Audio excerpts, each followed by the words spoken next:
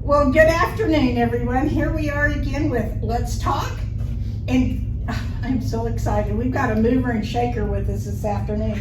In fact, it's Mrs. Charlotte Hickman. She's a musician, artist, teacher, principal, superintendent, an academic. And I just asked her, in none of her bios there wasn't anything about cooking. Yes, she cooks. But back to the academic, I went through her bio and I counted at least 4 degrees. Did I leave any degree out? I don't know. I have 3 degrees and my husband has 4. Okay. We have 7 Well, degrees between us. I must have slid down that anyway. But Charlotte has a very exciting life to share with us. But I first wanted to, just so you can understand just a little bit about Charlotte, she's got some great objectives that she's lived by in her life. Share with us. Well, I have always been very inspired because I dream big. I don't have little dreams, I dream big.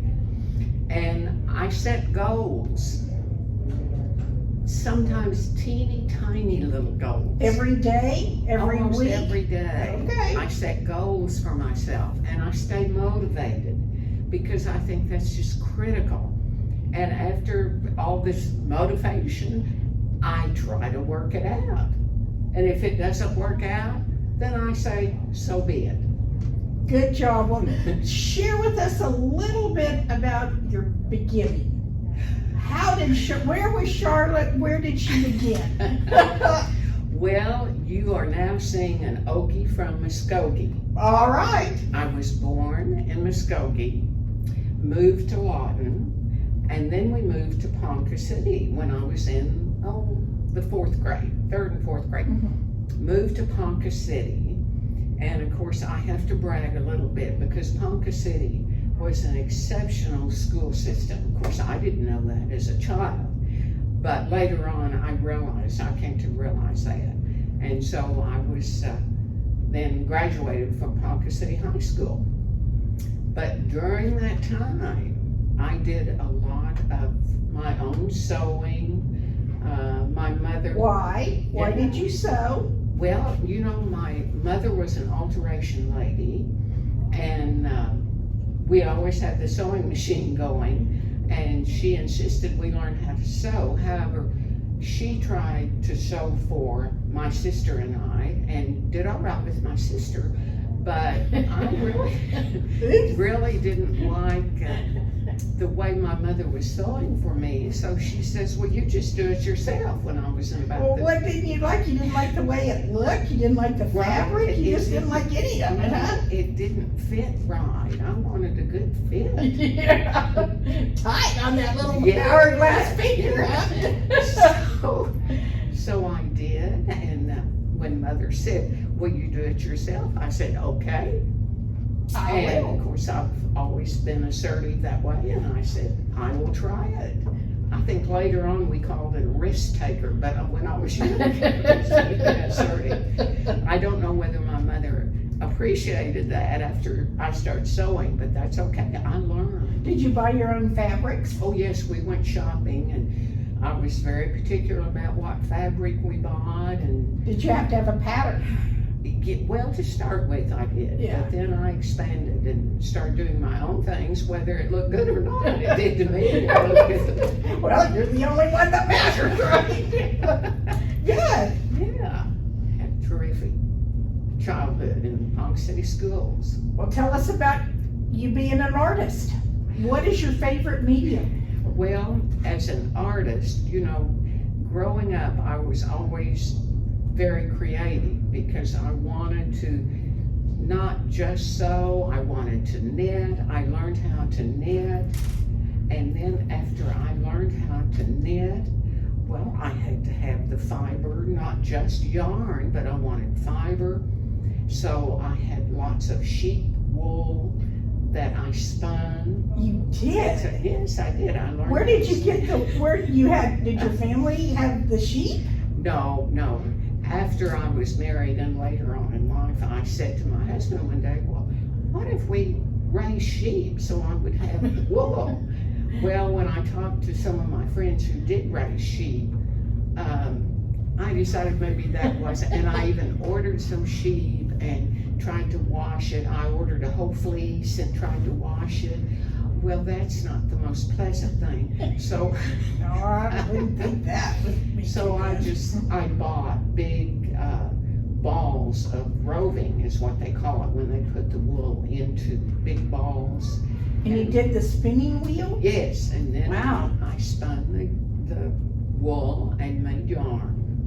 Yes. Did you dye the yarn? Not the yarn as much as fabric. After I got into quilting, I did a lot of dyeing of fabric.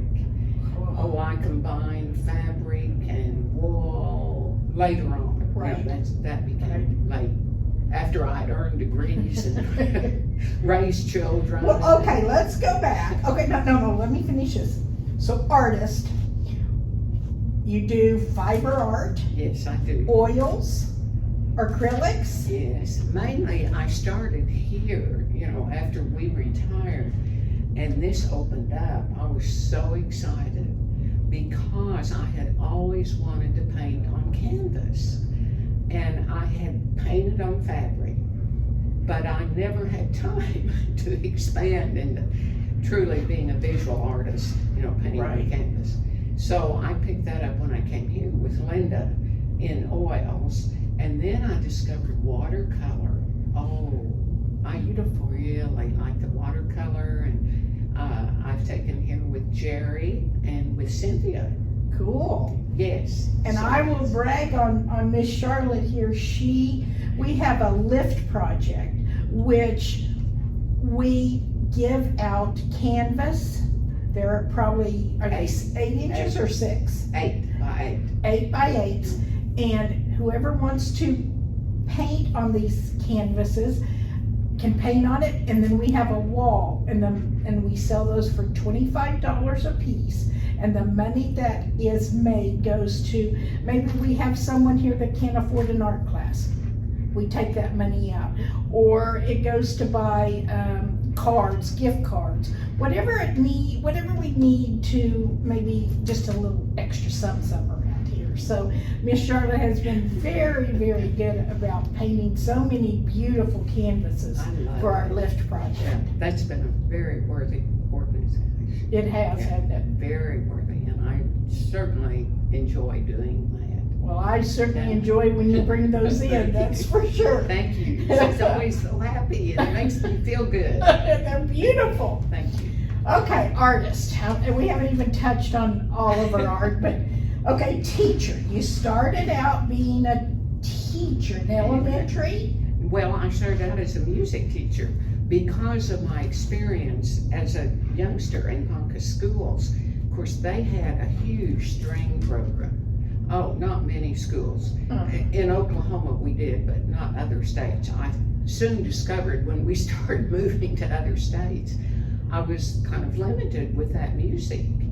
And so I really expanded then. From Texas days, I expanded into elementary ed. But I started in music, and as a matter of fact, it was high school in Sapulpa.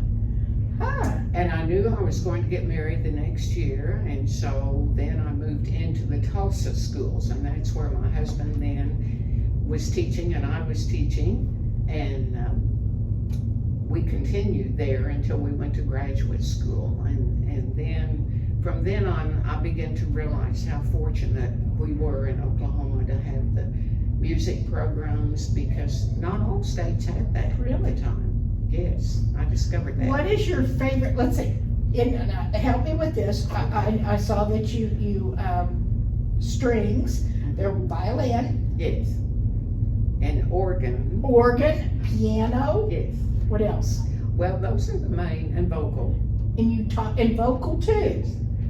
But I really enjoyed the organ. I did a lot of church jobs because and after school I teach private lessons and violin and piano.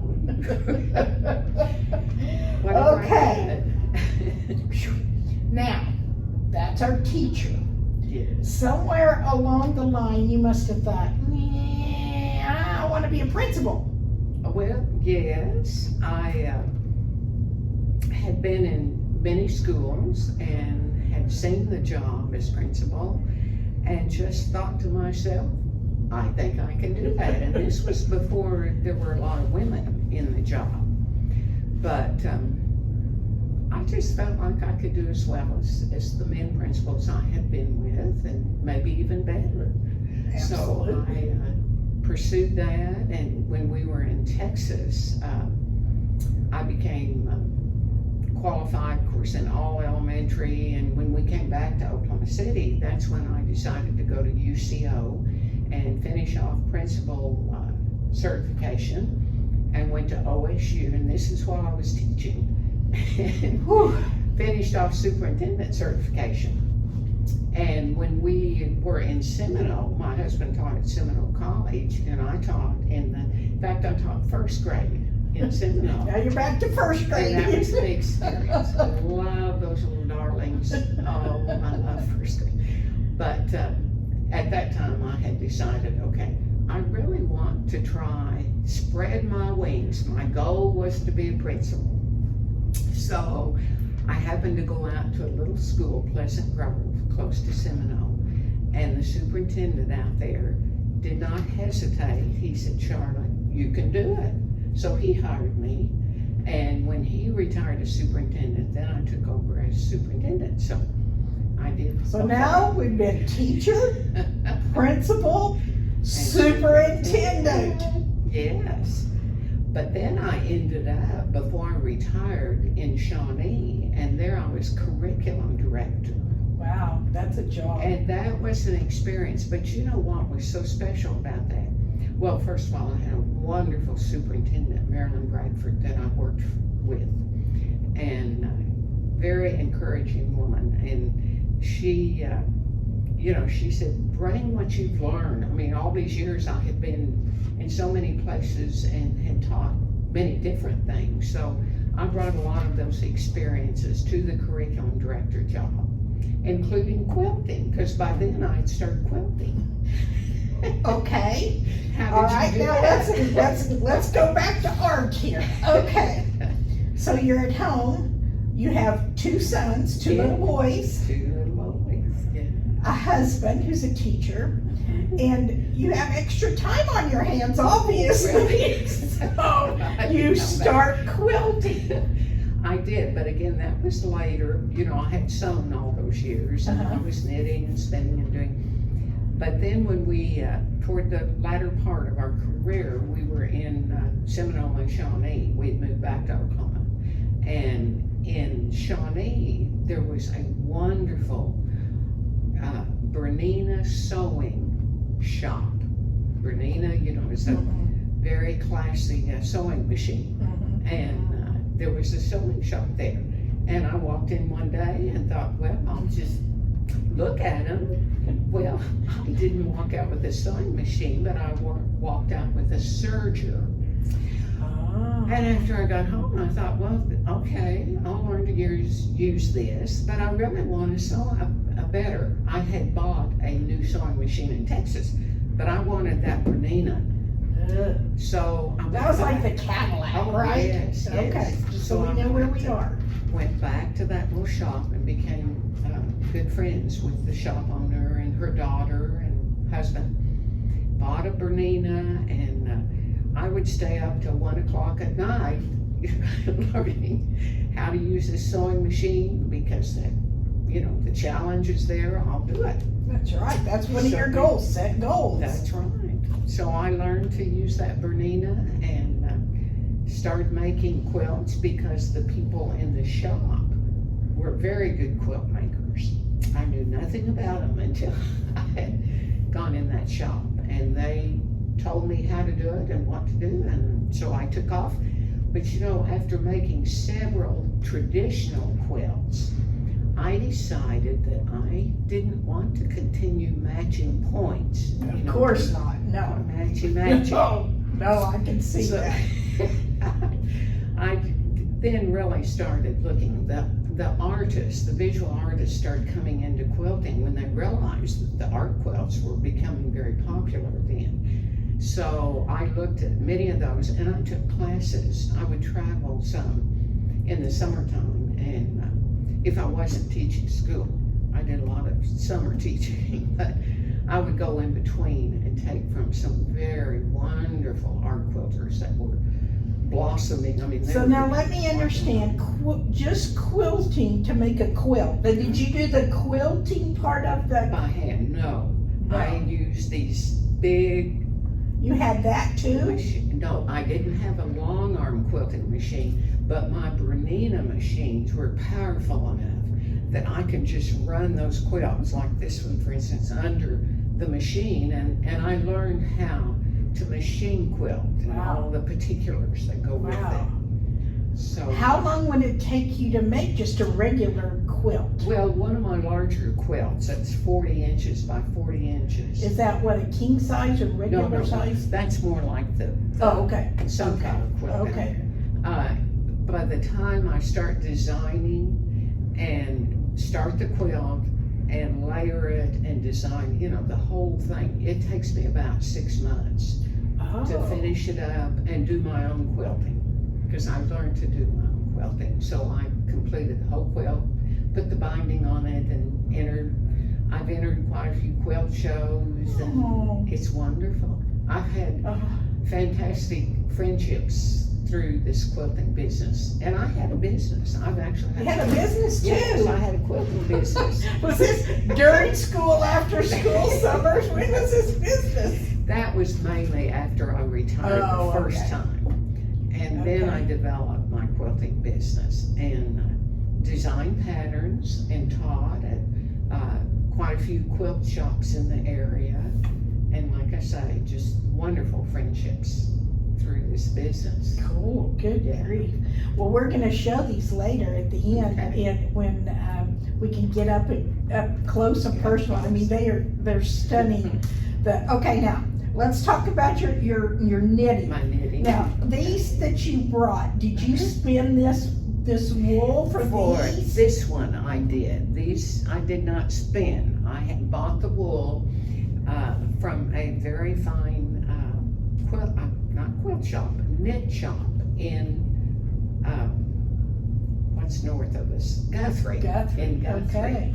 Yes, there's a really neat Still? yarn. Yes, she's Oh. still there, sealed with a kiss. Oh. And I would come from my school in Gary, where I was superintendent out there also, and come straight across the highway and go to Guthrie.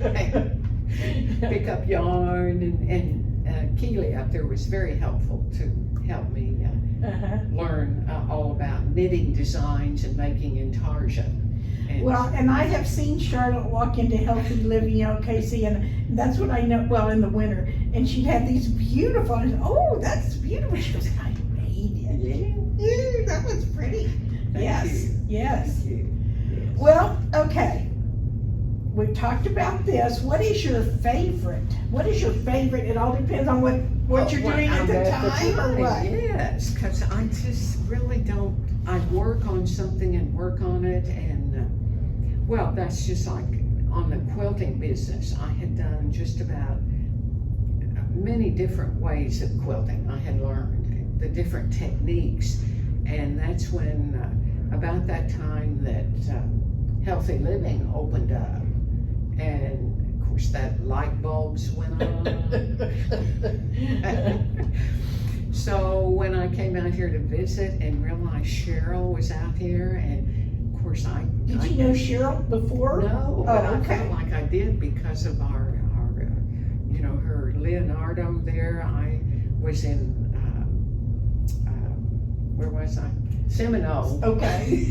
I don't know, there's so many of them. No, in Seminole when Jasmine Moran Oh, opened yes, up the yes. museum, and so when I found out Cheryl was here and that she had opened up the Leonardo, I could really relate. And of course, then I decided I had to come out here. Well, that took precedent then over my business, and besides that, I was kind of at the end of that. And So did you have a brick and mortar, or was your business out of your it home? was all out of my home. Okay. And I created everything in the dining room, which became my studio, and did my own patterns and sent them. And I was very fortunate. At one time I went out to a very famous man quilter, Ricky Timms, and I went to his studio in Colorado, and that really gave me a boost as far as my business. Right. And so I sold a lot of patterns and sent them Cool. all over the country. Oh, well, there's a lot to this, I feel. Okay, let's see. We talked about teacher, talked about musician. What is your favorite musical instrument to play? Oh, I think the organ. I love to hear a fine organist, and particularly a pipe organ. And you don't find them like you used to, because they're very expensive to keep up for a church. Do you have a pipe? No. Do you have an organ? No. You have a piano? Yes, that's Okay. it. But I never, pipe organs was so dear to me, and so I would go to churches and practice and play, and as I said, I did a lot of church playing on Sundays and directed choirs. Wow. But then when I finally decided maybe I need to retire from that business, then I would just go and play the organ. I'd go to my church and say, just let me play, just for my pure enjoyment. And On Sundays or just any time you wanted to? When I retired from that, I just walked into the church and said, let me just play the organ. Now, don't ask me to play your service, because I've already done that. Just let me enjoy just playing for my benefit. Oh, So but I love a good pipe organ. wow. Open that up and just blast the church. Put that 30-foot pipe on, boom. Wow, whoa. Rafters shut. Well, I wish we had one at Healthy Living. Okay, so we'd make you play the pipe organ. Okay, what was your favorite part of education? What did you enjoy? Teacher, you know, you would have had to have enjoyed every part of it. Well, of course, both my husband and I have enjoyed learning. We love to take classes and learn, and I've always enjoyed that part of it. But I would say probably, and I didn't realize this until after I became principal and superintendent, how much I did enjoy working with children. And so I was one of these administrators who would wander down the hallway and who would go into a classroom. I always tried to let teachers know I didn't want to pop in surprisingly. But I really enjoyed being, and I used to go in and read with children. They let me do that once in a while because I was a reading specialist, and it's like, okay, let me just come in and sit with the children and read with them. And so I really would say working with the students. That was your favorite was part. really my favorite, and I didn't realize that until after, several years. Okay, if you could go back to any age, Woo! yeah, what would it be? If sitting here, what would you like to go back to? Oh, I think when we were beginning graduate school. So you would have been in your 20s? Yeah, we went back. We had both finished, of course, our degrees and married and had our first child, and we were both really interested in furthering our education. And, we were young and unknowing, so inspired to move on and follow our dreams. And, I think of that as being a really pleasant, we didn't know all life's foibles that come along. I understand. I think probably that was a time. In your 20s, later 20s? Late 20s, Late early 20s. 30s. Well, this bio, I saw OSU, Yes. Texas Tech. Well, we went to KU then. Okay. I had my KU. first master's from KU. And then later on, after we came back to Oklahoma, UCO was a Okay. master's. Here she comes again. We gotta make some room for her. But we also were in Idaho because Gerald finished a doctorate in Idaho. And that was an interesting experience because we had not been west. You know, we really hadn't. Or north. Or north, that's right, northwest. We hadn't been there. Beautiful country. Oh, I love the country. How long did you stay there? We were there, let's see, 4 years. Yeah. The aspen trees, you know, again, those things have influenced me because in my paintings now, I love to paint aspen trees. And of course, I've always been a nature lover and love to take hikes and walk and that kind of thing. But yeah, he finished a doctorate. And at that time, because there wasn't music in the schools, then I substituted every day. So I was very good to my substitute teachers, let me tell you. I know what it is to substitute teach. Yeah, that's another whole story. That's another whole story. And I worked in Montessori out there, the Montessori program. And our younger son even got a scholarship. He was 3 years old because we were students. Oh, so you got He got the scholarship. So we went to Montessori and I assisted and then taught kindergarten for the YWCA. We would go to Montessori and then run across town and teach kindergarten. Cool. And I took my younger son with me, so he was, you know, very educated by the time he got in public school. Yeah, he Well, was good. very good. Good. Of all your accomplishments, what are you most proud of? Oh, I think we have to say 58 years of marriage. Going Oh, on 59. absolutely. Yes. Yes. Congratulations. Thank you. And I have people who have even told me that, you know, younger people that are really surprised that, you know, I've been married that long. And I'll say, well, remember my goals. That's right. And we work it out. Dream big, set goals, stay motivated, and work it out. I mean, this conversation weaves through all of those goals. It really does. And I, as I say, we've had health problems this past year with my husband, and we truly know what it means to stay together. Thick or thin, huh? Thick or thin, and we truly have. Yes. Okay. What's your next goal to accomplish? Oh, gee, I think I just would like to keep coming out here and keeping my health so that I can continue to help my husband and his health. There's a lot of little goals in there. Right. Yeah. Because this place is so great for people to come and try things they've never tried before. That's right. And the pool is fantastic. I love the swimming pool. And of course, I've always been a swimmer and love to come. And now that we have scheduling and we can always get a lane, and I appreciate that, being able to do that. Yeah. Well, I'll be glad when things get back to normal Yes. and we're busy and people are coming and going. And the art classes couldn't be better.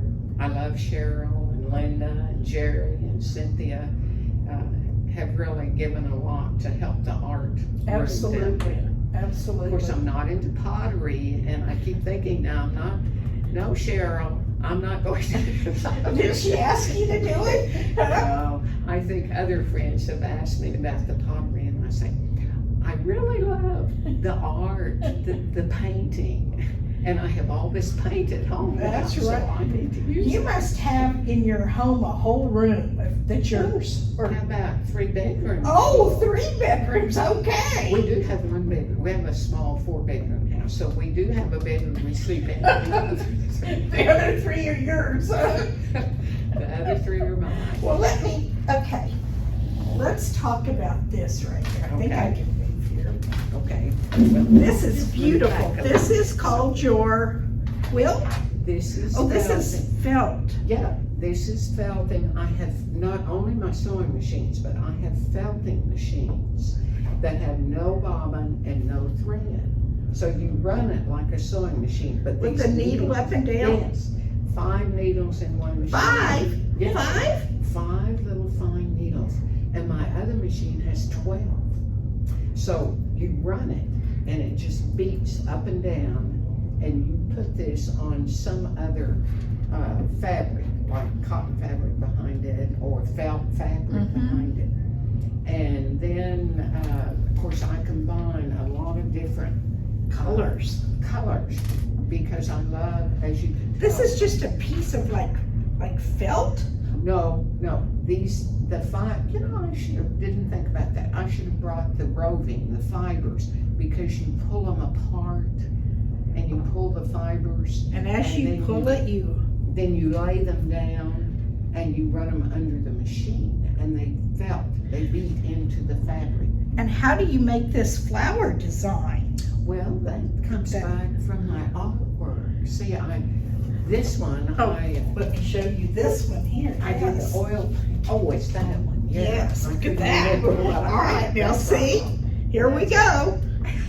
You painted this. I painted that with Linda with oils. That's oil painting. Okay. And I liked it so much, I thought, well, why don't I do a quilt? Because I have made these huge quilts Do I have that and right? decided I wanted to make small ones now. That I Beautiful. keep going down. Thank you. Okay, now let's go to this one. This one you painted first. Yes, I did. Look how And beautiful. again, that was with Linda. And let me set these down. And of course, this wasn't enough. We had to. Yes, absolutely. And I painted also on this. This has fabric paint on the background. Beautiful. Look at And that. then did the Look how beautiful. felting. Felt. And These are hollyhocks. yes. Beautiful. And the little butterfly. I had to get a Look how butterfly in cute. there. And this is called thread painting. This is all done with. Do you have another machine for this? Or what are we doing here? No, Look I at put it that. on water-soluble stabilizer, put it under the machine, and then I start stitching like crazy until I have a design. And I have drawn, I've actually drawn on the water-soluble stabilizer my design. What's that? Water-soluble. Well, after you get all this thread work on it, then you put it in water, and that stabilizer melts away, and all you have left is your design. Which Wow. yeah, that's all. All right, thread. now let's see if I can grab this over here. This is stunning right here. This is another felt Yes. sunflowers. And this was a little different because I learned how to wet felt. See, the other things were dry felted, but this is called wet felting. So you lay lots of fibers down on bubble wrap. And you wet it. Of course you A do. whole bunch. And then you roll it up. And then you roll it back and forth for about 30 minutes. Back and forth. And Like a rolling pin? yes. And those fibers all mesh together. Like in here. Yes. All this. Like in here, all of this. Yes. And then after you get it all solid like a fabric, then you can actually use it like a fabric and cut out designs with it. And so I've done both wet felting and dry felting on this. So this was wet felting, and you just made it just came out as a piece of something, like a flat piece, and then you cut it Yes, out. and then I like can this. cut petals out. You would have had to have seen that in your head.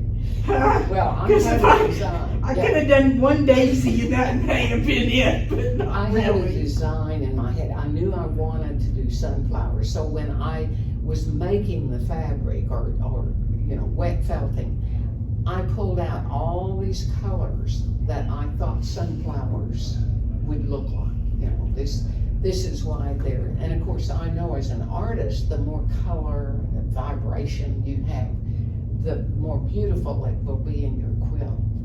You're certainly right on that. So that's why, yeah, this is one of my later ones. This isn't the latest one, and then I came in and all these little bitty circles are done on the sewing machine. And did machine quilting, and these sunflowers were attached to the backing by sewing down or quilting. Yeah. So that's. So, how long did something like this take? Well, like I said, it takes me about 6 months from the time. This too? Yes, all my quilts this size, when I design them, and that includes thinking about it and designing, because I don't just one day, think, oh, I'm gonna do this. No, I think about it and then create. Yes. Well, this has been so delightful, and thank you so much, Miss Charlotte, for sharing with us. And Very well. And I love talking about it because, like I say, these are all things that have kept me going as I have aged. I feel very fortunate that I have hobbies and businesses that I can enjoy and share. well, if you ask me, you've had a very enjoyable life. Thank you. And there was one other thing Yes. before we end. Can you recite that poem that you and your family also live by? Oh, if you don't mind, I do have, because I get kind of, I don't always remember too well. Well, Age has something we're to do. kind of out there. This is why we're here. This is why we're all here. Actually, we have two excerpts from two different things that both my husband and I thoroughly enjoy, and I would like to share them with you and others. So the first one is from the Serenity Prayer, and I know that's familiar to a lot No, of you know people. what? We may need to sit down. I don't know that. Okay. Because I want to be on my Jesus. we don't want your head cut off. No, I don't want to. No, this is from the Serenity Prayer, and it's, God grant me the serenity to accept the things I cannot change, the courage to change the things I can, and the wisdom to know the difference. That's quoted quite a bit in our house. And the other thing, particularly when I'm out walking, because I love, as I've said, every morning, besides swimming, I also walk through War Acres Park. I personally don't know when the lady sleeps, but that's okay. So this is from an old Irish blessing. May the road rise to meet you. May the wind be always at your back. May the sun shine warm upon your face. The rains fall soft upon your fields. And until we meet again, may God hold you in the palm of his hand. Those are two things that we have quoted a lot in our family, and we continue to. Thank you, Charlotte, for sharing. You're very welcome. I've enjoyed it immensely. You're a very good interviewer, Miss Kathy. Thank you so much. You're We'll welcome. talk again. Okay, will do. Thank you.